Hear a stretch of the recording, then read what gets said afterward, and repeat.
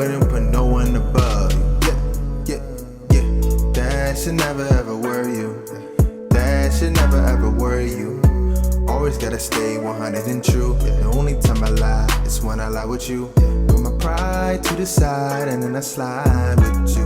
I'm just being true. What's going on, SOJA fam? If you're new to our channel, make sure you hit that subscribe button, comment down below, turn on post notifications so you're notified when we upload a new video. What she said.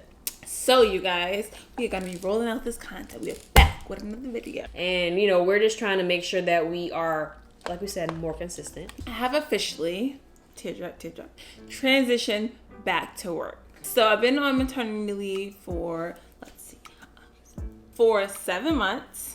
I'm just not looking forward to going back to work. What that means for us is that also I am taking my parental leave. So I am on leave now. I started first week in February. I'm going to be out till May.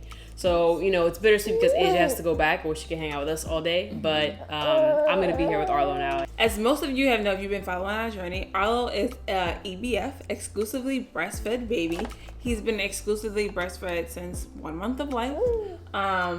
And I kind of gave up like the whole pumping situation, and like it was just becoming a lot. Like I felt like it was like literally a chore to pump. Well, I like the convenience of exclusively breastfeeding because I didn't have to worry about like going and like pumping and doing that whole situation. And also pumping, it kind of messes with your milk flow from what I saw and what we read, and you experienced it too. When I was producing like so much milk, like it was ridiculous. Like I was leaking everywhere. I would put on a shirt. Like I couldn't wear nice things because I would ruin it. And you know, I used to wear like what are those things called? Breast pads to help soak up the milk, and they would be soaked. They would just like move around, and it was just too much. Like so, going exclusively breastfed, it helped regulate my milk flow, which was really nice. Like I only would produce as much as he needs, and in the beginning, which was the smart thing that we did, is we stored that milk that was coming out like ridiculously. So we have a good amount of milk stored, which is also nice. Now that I have transitioned back to work, I'm pumping again, you guys. How do I describe it? Some days are good. I'm like, okay, I'm doing this pumping day, and some days I'm like, I'm over it. So for most jobs, I think all jobs, I would say, if you have like a for-profit, non-profit, whatever kind of company, they're required to provide you some place to pump. My job has provided me with a room, right? That would work for me all the time if my position was stationary. I'm on the go more than 50% of the time, right? So I'm constantly going to meetings, there, all over the place. Like I travel a lot for my job, which means that I have to pump on the go. Like I don't have time to just be sitting in a room pumping all the time for every time I'm there. I mean, every time I need to release. What I started using for pumping sessions is one that you like plug in. It has like a battery thing. It's really loud. It's really obnoxious, honestly. Like it's the one that insurance gives you for free. But I'm like, why am I gonna go spend tons of money on a pump if I have one, right? It makes no sense. Right. So the pump that I have, with the one that you plug in, battery, whatever, the loud and obnoxious one, it doesn't work for all instances. So the one thing that has been a lifesaver, and it doesn't feel like I'm a chore, like I'm on punishment, is I've been using this breast pump. It's called the HAKAA Generation 2. It has like, y'all don't understand. I was like almost on the verge of like crying when I had to go pump because like I'm telling you, it feels like a chore. Like I started to like hate it. But this makes me not hate pumping. I have 2 of these, one for each breast, and it gets the milk out so fast and quick. And the nice part about it is that look how quiet it is. It's like not loud. If I'm in a room, like nobody would know that I'm pumping. That other thing that I was using, it's like it makes so much noise. It's like ridiculous. But anyway, this I truly love it. It's a silicone breast pump, and it has a silicone cap too, which you could just like literally cap it back. If you don't have time to like put it in a storage bag in milk, you could just cap it back and you could just store it just as is. Right. The part that I like about it the most is that it doesn't spill your milk. Sometimes, like I'm really clumsy. Just putting it down, I can't move it. Like I can't spill my milk. And how many times have I spilled milk? So many times, especially when she's trying to put stuff into storage bags. Ugh. So again, I obviously don't have that much experience with this, but a really cool feature is that, and I've seen Asia do it, when she has this full of breast milk, you can kind of like just kind of narrow the lid a little bit and pour it into a milk, like a breast milk storage bag, which is a lifesaver, because you ever try to get it from a regular bottle into like, it's just so much spillage, and y'all know ain't no time to spill. This is liquid here. Gold, okay? Yeah, can't spill. I don't have time to spill, and especially after I just sat there and I just pumped out all my milk, and if I spill it, I'm gonna break down. Like, I'm gonna lose my mind. Yeah. So this can't even get it up. So good that like literally can't get it up. This has been a best friend. Because we're on YouTube, I'm not about to whip on my breast and show y'all how it like demonstrates. Sorry, y'all. Okay. But we will show you a demonstration so that you get to see the functionality of it and how it works and things like that. So we have a balloon. Is that a boob? Is this boob size? A little bit bigger.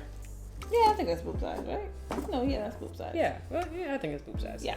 Okay. For everyone that doesn't know, I hate balloons, like with a passion. Like, obviously, this boob size can be it bigger varies. or smaller. I was gonna say, we can use this Yeah. as y'all know the area. Yeah, right. Okay. So, boob, breast pump. So what you do is you squeeze it first, and then. Oh yeah. See how strong that was? That's like a. That's a strong hold. So yeah, as y'all see, like, this is the real deal. When it comes to making sure that you don't have to like fiddle a million times trying to get the right attachment, this does it right away. As long as you're making sure that, you know, it's positioned correctly. It's so quick. I've seen Asia do this literally while holding Arlo, breastfeeding Arlo on one side, using the pump on the other side. Yes. So it's just honestly a lifesaver. So like Asia said, you can use this, and she uses this a lot to hand, well, not hand release, but like when you're feeding. For those of you who have children, have breastfed in the past, when you're feeding a baby on one breast, the other breast still releases the milk. So why waste that milk, right? So and then it's cord free. Like, you don't have all those things you have to like hook up to it, and like Arlo is very active. He's almost 6 months. He likes to pull on the cord. He likes to do all these other things, and it gets in the way. So this is cordless. So you just hook it up to it. He's feeding on one, and you get in milk. You store this, and you're good to go. That way you don't have like the lopsided situation or engorgement on one breast because you haven't released that milk. Right. Or it doesn't fill up in your bra, and then your whole situation is leaking, and it's not a nice idea. Yeah, exactly. It's not pretty. So, but this, like you saw how easy, like you just squeeze and then you attach, and then it releases the milk. And it's honestly, 9 times out of 10, I am not I'm not going like this the whole time. No. You attach once it, you start, the milk flows out just like that. Like it's so simple. Especially when I need to release, it will come out nice and simple. I can do this quickly on the go. So if y'all want to get your own, be sure to look in our description box. We'll put the link for it. Price is unbeatable. Honestly, it's a lifesaver. And you know, everyone keeps asking us, like, you know, what are some must-haves you want to, like, as new parents? I will gift for this sure to any, like, this is like baby shower gift. Like, you get this for your parent friends. Okay, get this for them. They need this. They don't even know that they need it. They need it. Okay. That part. All right. So back into the video. We're just going to give you guys some quick tips for parents that are transitioning back to work. I get it. It's really hard, and especially in the beginning. Like, I'm still at the beginning phase, so I'm still going through it. Like, I'm still struggling. Some days are really tough. Other days, I'm like, you know, this is what I have to do. I have to do what I have to do to make sure that I provide for my family, right? Yeah, girl. Bring that bacon. Tip number 1 is don't go full force back into work. Start with 3 days a week for like the first 2 weeks. That's what smart. I'm doing, and that's really what smart. I did. And it's been really helpful because, like, I know that I just have to get through these 3 days, and I have 2 days off. So, yeah. That was really smart. And I think even the 3 days are going to be hard, especially when if you're, you know, if you haven't been working and then you get a new job, it's a little bit different because you're always going to need to be ramped up. But you're going back to a job you already had, so it's like. It's just completely like you have to get caught up on everything you missed for the last 7 months. So that's a lot. Like, obviously you have a bunch of emails, you have a bunch of things you have to catch up on, and it's like super overwhelming. So like you said, 3 days a week definitely is the most ideal thing to do if your company allows it. Obviously, not everyone's as fortunate as you are to be able to just request that they do 3 days working week for the first couple weeks. But how crucial has it been? Oh my god, it's been amazing. And if you want, you could spread out your 3 days, like work Monday, off Tuesday, Wednesday. I just did Monday, Tuesday, Wednesday, have off Thursday and Friday because it goes into the weekend, so I'm really having like 5 days off. Yeah. If you can, you have a partner that's staying home with the baby or a family member, try to have them come visit you like during your lunch break or something like that, because it's really hard like being like detached from, you know, your baby. Just had a brand new baby, so it's really hard. So I think that has been helpful. They have visited me at work on my lunch break, and it made my day. It was like the best thing ever. She wouldn't even put Arlo down. I was like, okay, it's the best thing. She's like, you want to put him in the stroller? I'm like, no, I can help you. I miss him. He's walking around. Yeah. So that was helpful too. Yeah. Tip number 3 is know your limits. I was just gonna say that. Like, know your limits. If you're having a hard day, like, Preach. Listen, okay? Because at the end of the day, your mental health is what's important. And if you can't like get through that day and you're not there, you're not gonna be doing the work anyway. So you might as well just go home, talk to your supervisor. Hopefully you have like a boss that's like understanding. Yeah, and then hopefully they can allow you to either like work from home or just figure out a different thing that's gonna work for that day. Just because obviously, like I just said, if you're not mentally there and you're, you know, sad or whatever what's going on, you have to make sure that you take care of yourself. End of the day, like, yes, bills have to get paid, everything, and we know the world stops for no one, but your mental health is number one. Especially it's so sensitive, like for anyone who's either going through postpartum or has gone through postpartum, it's hard, and that's gonna be a trigger in a lot of ways. So we're gonna wrap this video up now though, because we don't want to get too long, but we just wanted to kind of speak on some things that we noticed with Asia going back. Like I said, it was a little bit different for me. My schedule was a lot more flexible. There were days when, you know, I had shorter work days, longer work days, so it's a little bit more fluid for me. But Asia is very strict, having to be at work for 7:30 and then leaving at 4:30. So it's like, it's a lot harder for her to make that full transition. Comment down below if you want me to make a video about what it's been like staying at home with Arlo, like once the roles have switched. Asia's been home with him since he was born, obviously. I was home too for, 2 weeks before I started work? Yeah. So yeah, when his first 2 weeks I was here, and then I had to fly up to San Francisco for work, and then I came back. And I was then working full time, obviously, like, you know, with a flexible schedule. And then what happened? Oh yeah, but then Asia basically, you know, she's been, you know, the whole home front since then. Yeah. But now, you know, now with the transition for me, you know, comment down below if you do want me to talk about that a little bit more. Or she could just do a day in her life with her and Arlo, like what they do. Their little I'm already planning one. You don't even know. I got a lot of fun things planned for Arlo. It's really exciting for me because, you know, he's kind of past this little fragile stage where he's like, you know, this little baby that just sleeps and naps and eats and poops all day. He literally is so active. Like, he pushes up on his hands now. He's like trying to start to crawl. He hasn't gone anywhere yet, but he's trying to crawl to get there soon.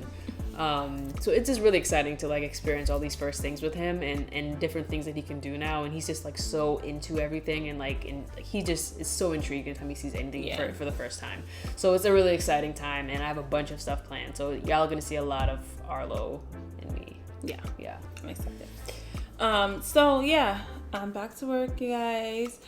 But hopefully in the future, I won't have to work, right? Yeah. I mean, the goal and our ultimate goal is by the time my leave is up, hopefully Asia can just stay home. That's the goal. So we'll see. We're still trying to figure it out, you know, crunch the numbers, and financially, if it doesn't make sense, then it doesn't make sense. But I'll keep working. I'm gonna do right, what I do. Like, right. You know? But if it does make sense and it's completely feasible, then yeah, that's what's gonna happen. So here we are. Thank y'all for your continuous support on our channel. We'll share everything we ever posted in life, okay? Like everything we ever posted. We're gonna really just be going after this thing heavy. Y'all saw how we did for Vlogmas. Get ready, because we're really about to come after this like full swing. Yeah. Just goal is 50K. That's it, 50K, but we're about to start grinding. Like, shout out to all the new subscribers we got between Vlogmas and now, because honestly, like, y'all were just following us and subscribing off of no new content. So we appreciate y'all. And then also everyone who didn't unsubscribe because we haven't posted in a while. We thank y'all too for hanging around. Definitely. But hopefully this will be the last of one of our hiatuses. We say this every year, I feel like. But if you are no longer working and one of us is working full time and the other one isn't, I feel like that's a lot easier for us to put out somewhat of like good content. We cannot close out this video without some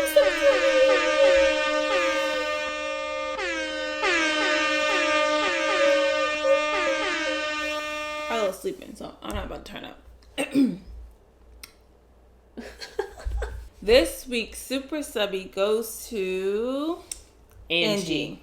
So I don't know if y'all watched from like, well, I think it was maybe the Vegas video we gave her a super subby shout out. But Angie's been rocking with us since literally day one, like our little cringy Q&A video from the very, very beginning. Like, she been rocking since those days. So shout out to you, Angie. Congratulations on your newly formed union with your wife. Yeah, all the blessings to you. Yes. If you want a chance to be next week's super subby shout out, what do you have to do? Comment down below something positive on this video. Okay. Make sure you hit that like button. Okay. Make sure you subscribe to our channel. Gotta be. Make sure your post notifications are turned on. It's so simple. So you guys, I had to feed the baby. So stay tuned for next week's video. Bye.